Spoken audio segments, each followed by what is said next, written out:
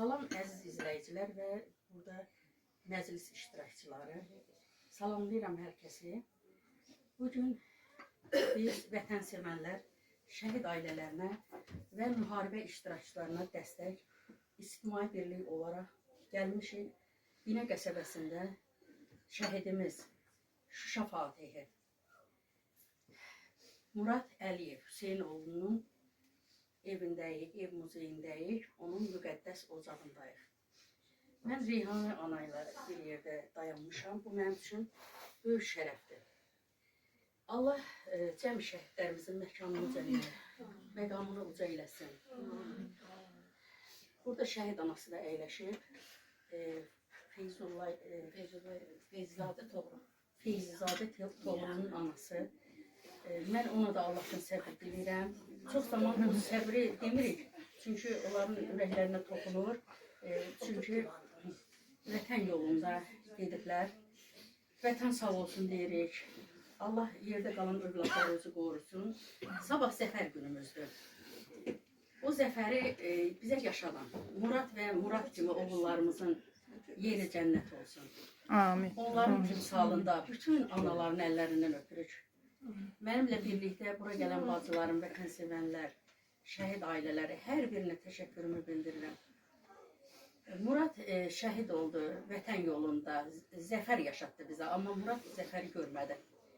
Yəni, bizim torpaqların özümüzə qaytarıb, Qarabağımızı bizə qaytarıb, lakin özü qayıtmayan oğullar, sizin ruhunuz qarşısında baş əyirik.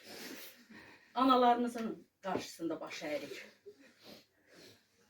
Mən bunu yəni özümə bir balaca təsəlli olaraq, yəni onun şərəfinə sabahki zəfər bayramıdır.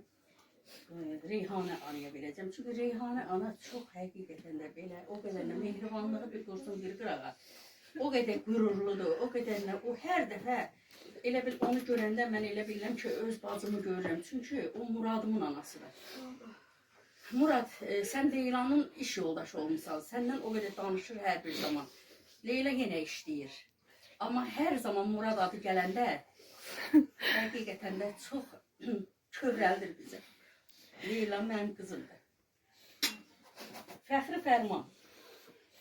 Torpaqlarımızın azadlığı uğrunda gedən qızğın döyüşlər zamanı mənfur düşmənə qarşı vuruşaraq qəhrəmancasına həlak olmuş Vətən müharibəsi şəhidimiz Əliyev Murad Hüseynoğlu tərəfimizdən təsis edilmiş Qarabağımızın və qələbəmizin simvolu olan Xarı Bülbül fəxri fərmanı ilə təltif edilir. Mən bu fəxri fərmanı Reyhanə anlıyorum.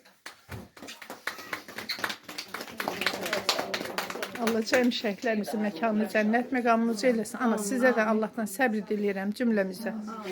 Allah məkanlarını cənnət eləsin. Sizlərə səbir versin, can sağlığı versin. O biri balalarınızı qorusun, hamınızı.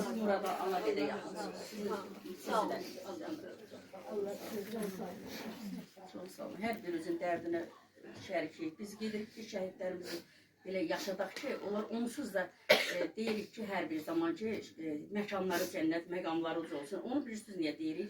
Ona görə ki, onları yaşadaq deyə hər gün təkrar eləyirik ki, yəni onlar unudulmasın. Bacardığımız qədər onları tanıyaq və tanıdaq. Biz özümüz şəhidlərimizi tanımasaq, heç cürə onları tanıda bilmərik. Ona görə də